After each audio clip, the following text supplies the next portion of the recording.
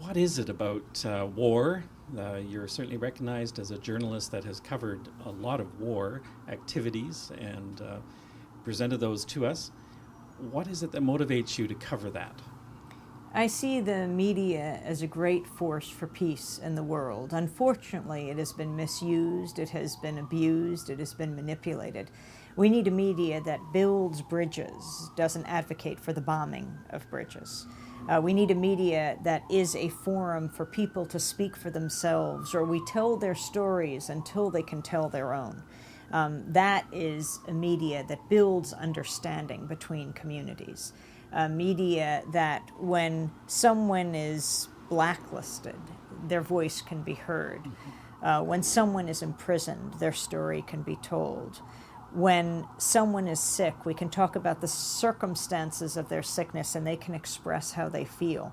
The power of radio and television is that people can control their own images, their own stories, unless you get what we have in the United States, which is on all of the networks, this small circle of pundits who know so little about so much, explaining the world to us and getting it so wrong.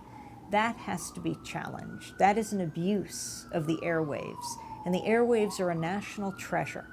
I see the media as a huge kitchen table that stretches across the globe, that we all sit around and debate and discuss the most important issues of the day, like war and peace, life and death. Anything less than that is a disservice to a democratic society. Can you give us a story of what you've covered that is an illustration for you of how peace is possible? I mean, just broadening the discussion. In the United States, the discussion is determined by the spectrum of opinion between the Democrats and the Republicans, and often that's nil. There is no difference. For example, not to say they don't represent different points of view on certain issues. In the lead up to the invasion, the 4 nightly newscasts were studied: NBC Evening News, ABC Evening News, CBS Evening News, and the Public Broadcasting Evening Newscast. In the 2 weeks, a month before the invasion, when people are making up their minds of the invasion of March 2003, in that 2-week period in February, when Colin Powell gave his push for war at the UN, he was U.S. Secretary of State, it was February 5th, 2003, there were 393 interviews done around war in the 4 major nightly networks.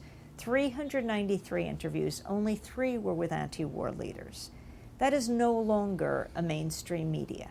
That's an extreme media, beating the drums for war.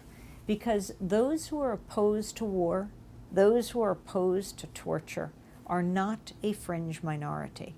They are not a silent majority, but they are the silenced majority, silenced by the corporate media, which is why we have to take it back. Okay, 3 voices in support of peace.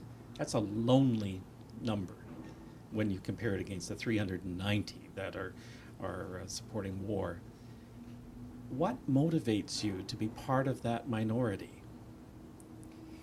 I don't think it is a minority. For the corporate media, those voices are in the tiny minority.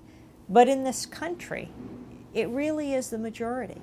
And I think it's very important, especially for people in other parts of the world, to see a different image of America projected than what is projected through that corporate lens. That's what's so critical. I mean, the power of the individual voice, pure, just being heard on television or radio. I think of a little boy named Kevin, who was Iranian. His story is probably very well known in Canada, hardly known in the United States. We live in a globalized world, yet we are so isolated when it comes to getting information, right? His family had applied for political asylum in Canada, an Iranian family, but they were denied and they were sent back to Iran, and the parents were imprisoned. And then they tried to get into Canada again, flying over the United States, and there was some circumstance on the plane. Someone had a heart attack, and they ended up landing in Puerto Rico to download this person. And because they didn't have visas for the United States, they were never planning to come here. They ended up being put in a detention camp in Texas. Here was this family with this little boy, and we were able to get through on Democracy Now! Through the prison to the dad to talk to him about what was the situation. And then I asked to speak to Kevin. And he was 9 years old, and he came on the phone, and I asked him what his feelings were.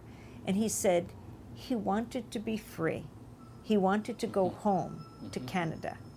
He wanted to go to school. And I think those simple sentences just reverberated around the world. In the United States, the people who listened to and watched Democracy Now! Got to experience this little boy, the essence of him, what it meant to be free.